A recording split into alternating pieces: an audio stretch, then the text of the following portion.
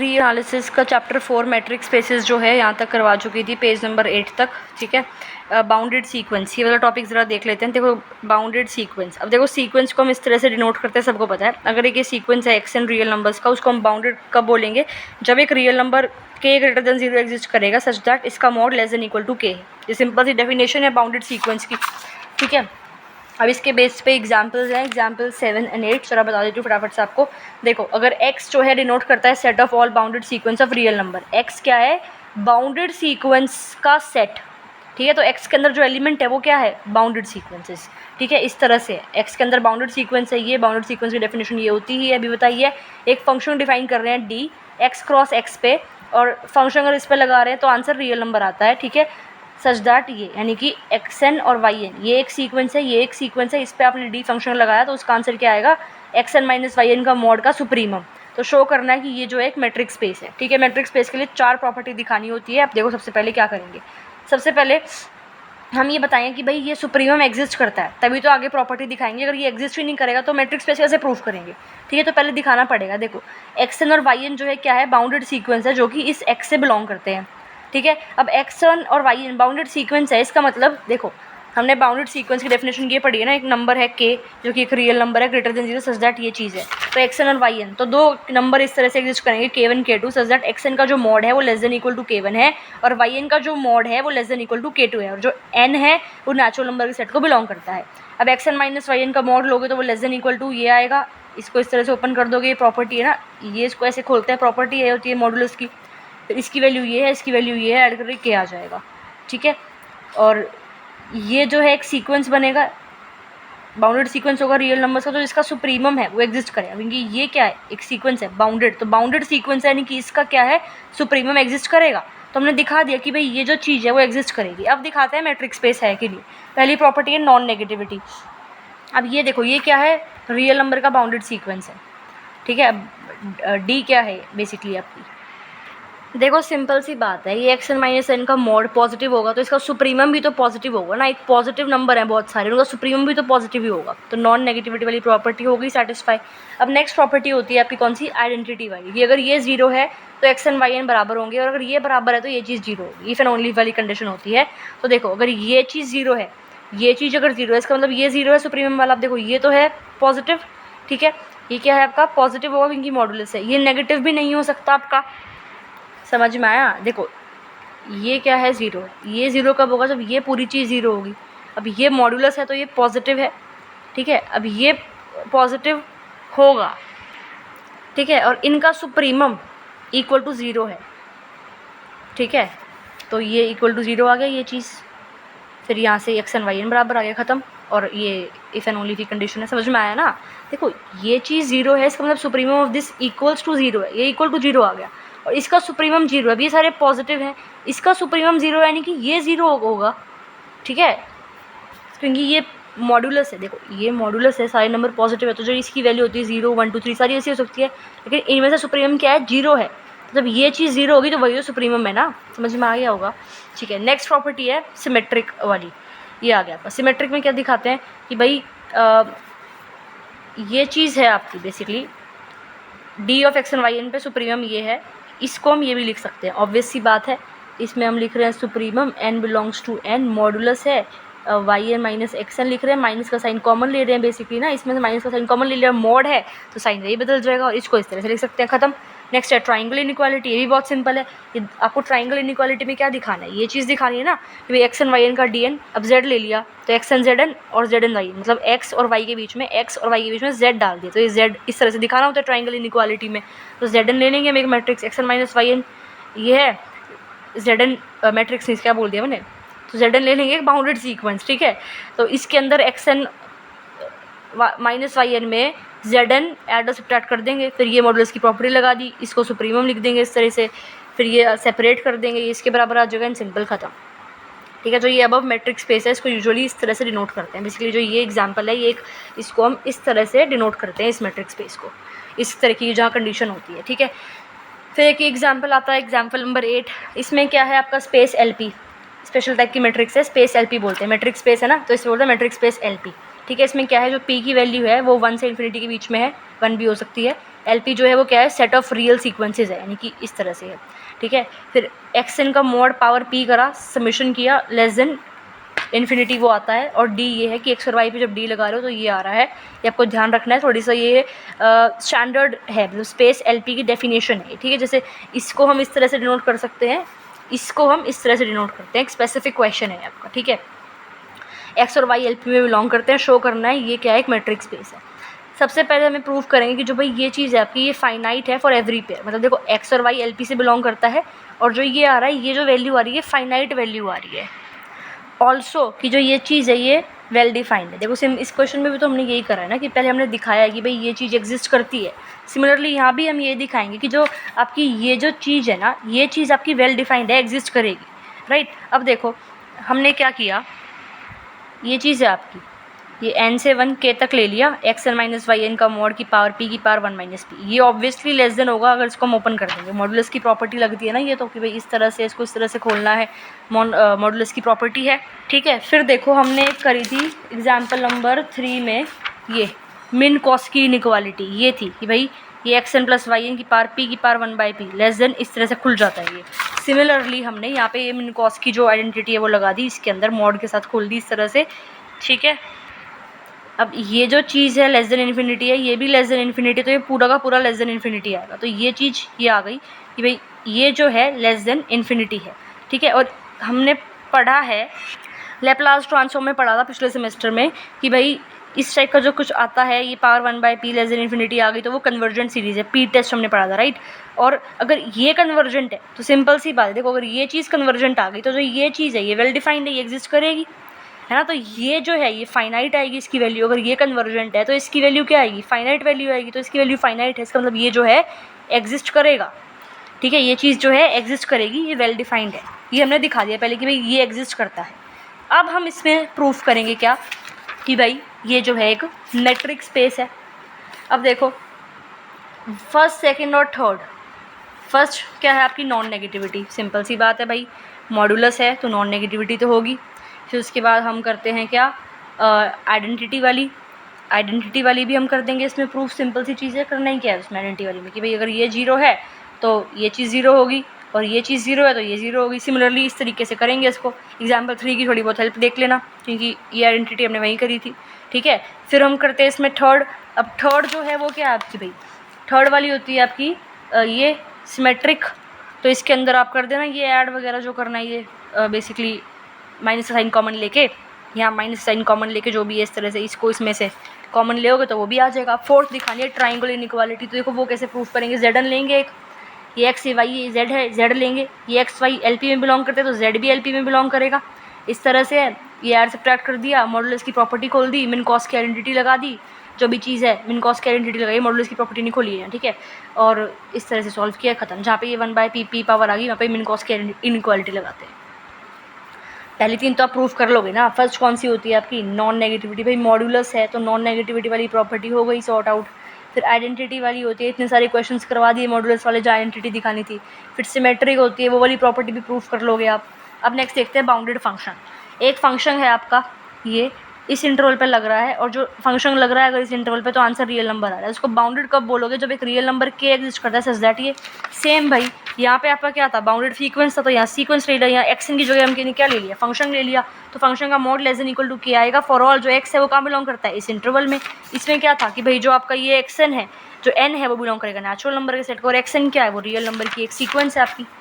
तो bounded function समझ में आ गया। अब देखो एग्जाम्पल नंबर 9 कि भाई x जो है वो set of real valued bounded function है। सेम थोड़ा सा इस टाइप का क्वेश्चन आ जाएगा ये आपका, इस टाइप का, ठीक है। मतलब क्या है, x एक सेट है जिसके अंदर सारे के सारे बाउंडेड फंक्शन है, रियल वैल्यूड बाउंडेड फंक्शन है, और फंक्शन जो है इस पर डिफाइंड है। d हमने मान लिया एक फंक्शन, सच दैट ये कि भाई f और g दो फंक्शन है, उस पर d लग रहा है, तो ये आंसर आ रहा है, ठीक है। और for all F G x को बिलोंग करते हैं, ठीक है। इसको मैट्रिक्स स्पेस प्रूफ करना है। पहले हम क्या बताएंगे कि भाई जो ये चीज़ है ना, ये वेल डिफाइंड है, ये एग्जिस्ट करती है। अगर f और g x से बिलोंग करते हैं तो supremum of f x minus g x जो है वो लेस देन होगा supremum of f of x plus supremum of g of x. Modulus की प्रॉपर्टी खोली है, ठीक है। और ये जो चीज़ है इस तरह से लिख सकते हैं इसको, इस तरह से लेस देन इन्फिनिटी आएगी, ये जो है लेस देन इन्फिनिटी आएगा आपका, ठीक है। तो एफ जी क्या हो गया, ये जो चीज़ हो गई डी ऑफ एफ जी, ये मतलब एफ जी पर डी लगाया तो क्या हो गया, वो वेल डिफाइंड हो गया। अब दिखाएंगे हम सारी प्रॉपर्टीज़। मॉडुलस है greater than equal to zero non negativity हो गया। अब ये greater than equal to zero, तो ये जीरो होगा तभी तो सुप्रीमम जीरो आएगा, क्योंकि ये जीरो है। दूसरी प्रॉपर्टी में तो ये तो दिखा देना आइडेंटिटी कि भाई जो सुप्रीमम है एक नॉन नेगेटिव फंक्शन का वैनिश करेगा, और function identity if and only the function vanishes identically. समझ में आ रहा है आपको? देखो F of x equal to ji of x का मतलब है कि एक्स पॉइंट में एफ की वैल्यू और एक्स पॉइंट में जी की वैल्यू बराबर है, और एफ इक्वल टू जी का मतलब क्या है कि भाई पूरा का पूरा फंक्शन हर एक पॉइंट पे बराबर है। ठीक है, समझ में आया कि भाई एक्स पॉइंट पे भी वाई पॉइंट पे भी सारी वैल्यूज़ बराबर है फंक्शन की। तो अगर ये चीज़ जीरो है तो ये जीरो होगी, ये जीरो है इसका मतलब ये चीज़ जीरो है, तो F X equal to G X आ गया। और फॉर ऑल जहाँ जो एक्स है वो बिलोंग करता है इस इंटरवल में, तो तब जाके एफ और जी जो है बराबर होएगा इस तरह से। ये तो यहाँ तो समझ में आ गया आपको, ठीक है? ये चीज़ ये यहाँ तक तो समझ में आ गई। जो ये एक्स है ये बिलोंग करता है इस इंटरवल में, तब जाके एफ और जी बराबर आएगा। तीसरी प्रॉपर्टी कौन सी होती है?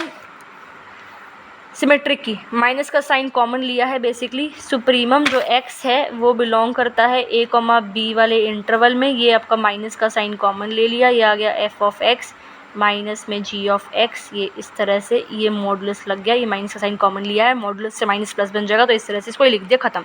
ट्राइंगल इनइक्वालिटी बहुत सिंपल है, इसके अंदर एच एक्स ऐड और सब्ट्रैक्ट कर दिया, ये प्रॉपर्टी खोल दी मॉडुलस की, सिंपल हो गया। तो जो डी मैट्रिक्स है उसको सुप्रीमम या यूनिफॉर्म मैट्रिक्स बोलते हैं। तो ये भी एक स्पेशल टाइप का है एग्जाम्पल, एक स्टैंडर्ड है ये यूनिफॉर्म मैट्रिक की, ठीक है? तो 3 एग्जाम्पल्स स्टैंडर्ड मैंने तुम्हें बता दिए basically 6th 7th 7th 8th और 9th, ठीक है? नेक्स्ट कॉन्सेप्ट है आपका इंड्यूस्ड मैट्रिक्स का, तो ये भी देख लेते हैं ज़रा इंड्यूस्ड मैट्रिक्स क्या है। अगर ये एक मैट्रिक स्पेस है, सेट एक्स पे हम एक new metric d star define करते हैं with the help of given metric d. इस डी मैट्रिक की हेल्प से इस एक्स पे, इस सेट एक्स पे एक नई मैट्रिक डी स्टार डिफाइन करते हैं।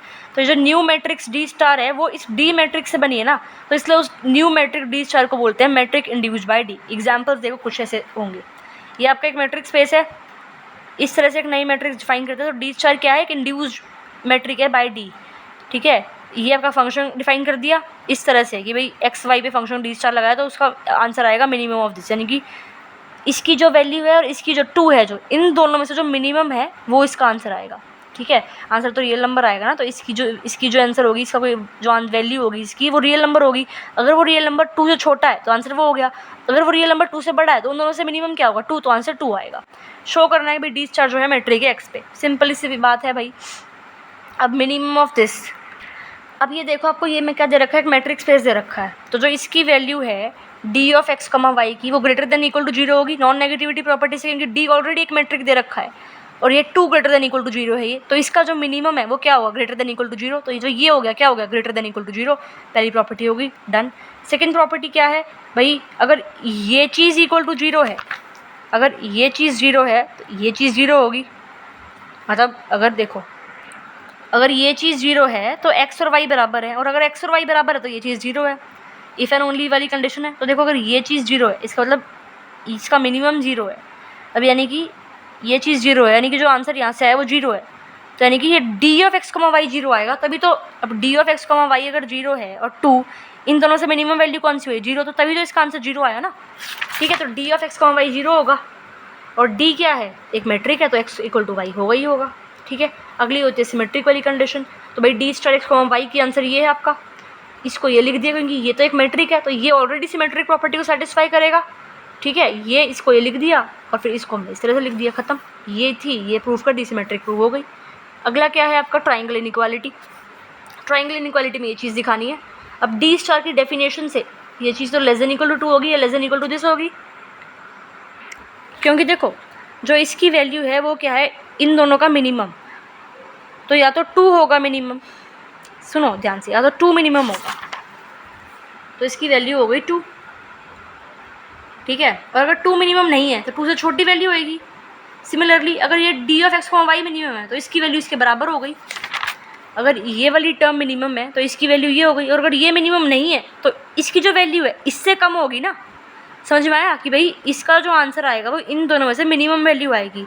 अगर 2 मिनिमम है तो इसका आंसर 2 आ गया, और 2 नहीं है तो इसका आंसर 2 से कम आएगा, क्योंकि फिर ये मिनिमम होगा, तो फिर इसलिए हमने यहाँ पे ये चीज़ लिखी है।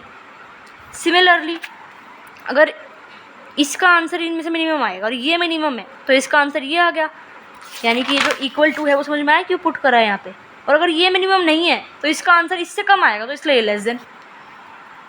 ठीक है, तो यहाँ से दो केस आपके पास आते हैं, ये चीज़ प्रूफ करनी है ना, तो दो केस आएंगे कि भाई जो ये वाली टर्म है या तो ये 2 के बराबर होगी या ये वाली टर्म 2 के बराबर होगी। देखो ये केस बने कैसे, इन दोनों को ऐड करोगे तो आंसर क्या आएगा, इससे बड़ा आएगा, है ना। और इसका आंसर है तो 2 होगा या ये होगा। तो अगर इसका आंसर मान लो 2 हो गया, इसका आंसर मान लो 2 हो गया, तो इसका मतलब ये दोनों जो है इनका सम जो है 2 से बड़ा होगा, है ना। तो इन दोनों में से या तो ये 2 होगा या ये 2 होगा। मान लो ये 2 हो गया, ये कुछ भी रहा, तो आंसर तो ऐड करके ग्रेटर देन या 2 से आ गया। अगर इसकी वैल्यू 2 है और ये 2 हो गया तो ऐड करके आंसर 2 से बड़ा आ गया। और अगर ये 2 हो गया तो आंसर ऐड करके इससे बड़ा आ गया। ठीक है, तो या तो ये 2 हो जाएगा ये 2 हो जाएगा। ठीक है, और इसकी आंसर जब 2 है तो इस तरह से तो आएगा ही ये। और ये चीज़ है आपको पता है, और ये चीज़ लेस देन इक्वल टू 2 है और 2 से बड़ा ये है, तो इससे और इससे ये कंडीशन आ गई। ठीक है, अगली कंडीशन ये लेके चलेंगे कि भाई ना तो ये 2 है ना ये 2 है। अब इसकी जो वैल्यू है वो ये आ रही है आपकी। इसको इस तरह से लिखते हैं क्योंकि डी मैट्रिक है, डी एक मैट्रिक है तो वो ट्राइंगल इनइक्वालिटी को दिखाएगा ना, तो इसको इस तरह से लिख दिया। ठीक है, और इसको फिर हमने ये लिख दिया डी स्टार लगा के। ठीक है, ये हो गया ख़त्म। तो डी स्टार एक मैट्रिक हो गया एक्स पे। We can take any non negative real number as two in our example. Obviously ज़रूरी थोड़ी है 2 हो, यहाँ पे कोई और नॉन नेगेटिव रियल नंबर भी ले सकते हैं, उससे रिलेटेड भी क्वेश्चन आ सकते हैं। फिर सिंपल हमें सॉल्व करना है इसको। इस तरह से भी क्वेश्चन पूछा जा सकता था, वो इस तरह से यहाँ पे जैसे ये यहाँ पे ये डी ऑफ एक्स को वाई है तो वो ये भी तो पूछ सकते थे। तो ये मैट्रिक दे रखा तो सिमिलर स्टेप्स पे आप फॉलो करते हैं इसको भी। नेक्स्ट देख लो एग्जाम्पल 11 कि भाई ये मैट्रिक स्पेस दे रखा है, के एक नंबर है, रियल और पॉजिटिव है। ये आपको एक मैट्रिक स्पेस दे रखा है जहाँ पे डी के की वैल्यू ये है। ठीक है, प्रूफ करना है कि भाई ये जो चीज़ है ये एक मैट्रिक स्पेस है, तो ये चीज़ आपको इसके बराबर दे रखी है। पहली प्रॉपर्टी नॉन नेगेटिविटी है, ये ऑलरेडी एक मैट्रिक है तो ये नॉन नेगेटिव होगा, और के जो है वो रियल पॉजिटिव है तो ये पूरा का पूरा क्या हो गया, नॉन नेगेटिव हो गया। सेकेंड प्रॉपर्टी क्या होती है, आइडेंटिटी। ये चीज़ 0 है तो एक्स और वाई बराबर है, और एक्स और वाई बराबर है तो ये चीज़ 0 है। अगर ये चीज़ 0 है इसका मतलब ये पूरा का पूरा 0 है, और के क्या है, रियल और पॉजिटिव, यानी कि के ग्रेटर देन 0 है। तो 0 क्या होगा, ये d of x comma Y, और D of x comma Y 0 है और डी एक मैट्रिक है, इसका मतलब एक्स और वाई 0 है, एक्स इक्वल टू वाई है। ठीक है, और ये if and only if condition लगेगी। तीसरी प्रॉपर्टी क्या दिखानी है, सिमेट्रिक। यहाँ पे वाई कमा, अब देखो ये के तो बड़ा रहेगा एज क्योंकि रियल नंबर है, इसकी जगह लिख सकती हूँ ना d of y comma x. क्यों, क्योंकि भाई ये सिमेट्रिक है, सिंपल सा हो गया। तो डी एक मैट्रिक है बेसिकली, तो डी मैट्रिक है तो सिमेट्रिक वाली प्रॉपर्टी को सेटिस्फाई करेगा, इस तरह से लिख दिया। ट्राइंगल इनइक्वालिटी दिखानी है, अब ये चीज़ है d of x comma y, ये आपको दिखानी ये है, ये चीज़ आपको दे रखी है, राइट। और डी एक मैट्रिक है तो इस जो ये डी है इस चीज़ को हमने ये लिख दिया, के को अंदर मल्टीप्लाई कर दिया दोनों साइड, ये फिर ये बन जाएगा, ये फिर ये बन जाएगा, क्योंकि हमें बेसिकली ये चीज़ ये जो है दे रखा है तो उसके अकॉर्डिंगली ये बन गया और ये हो गया प्रूफ। तो डी के एक मैट्रिक है और जो ये एक मैट्रिक स्पेस बन जाएगा। फिर यहाँ से देखते हैं नेक्स्ट वीडियो में।